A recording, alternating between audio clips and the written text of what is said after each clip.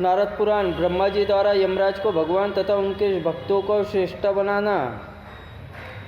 ब्रह्मा जी कहते हैं, धर्मजा, तुमने यह आश्चर्य की बात देखी, इतने में खिन्न हो रहे हो। किसी उत्तम गुणों को देखकर मन में संताप होता है, वह मृत्यु के तुल्य माना गया है। सूर्यनंदन, जिनके नाम से उच्चारण करने मात्र से परम पद प्राप्त हो जाता है, उन्हीं की प्रीति के उपास करके मनुष्य वैकुंठ धाम को न जाए।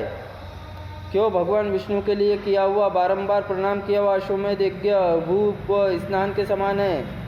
फिर इतना अंतर है कि 10 अश्वमेध यज्ञ करने वाला मनुष्य पुण्य भोग और पश्चात पुण्य इस संसार में जन्म लेता है, परंतु श्री कृष्ण को प्रणाम करने वाला पुरुष संसार में बंधन में नहीं पड़ता।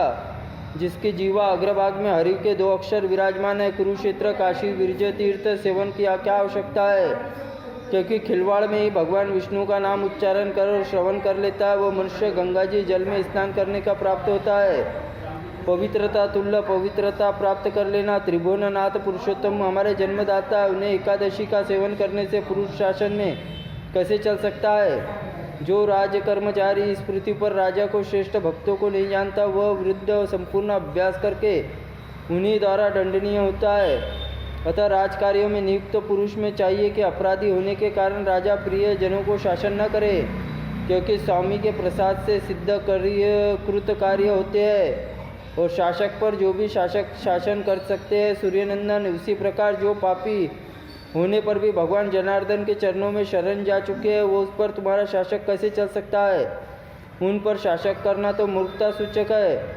धर्मराज, यदि शिव के, सूर्य के अथवा मेरे भक्तों के साथ तुम्हारा विवाद हो तो तुम्हारी सहायता कर सकता हूँ, किंतु भास्कर नंद विष्णु भक्तों के साथ समान होने पर कोई सहायता नहीं कर सकूँगा, क्योंकि भगवान पुरुषोत्तम सभी देवताओं के आदि भगवान मधुसूदन के भक्तों को दंड देना संभव नहीं है। जिन्होंने किसी बहाने से दोनों पक्षों में एकादशी संयुक्त द्वादशी सेवन किया है, उनके द्वारा यदि तुम्हारा अपमान हुआ तो मैं तुम्हारा सहायक नहीं कर सकूँगा।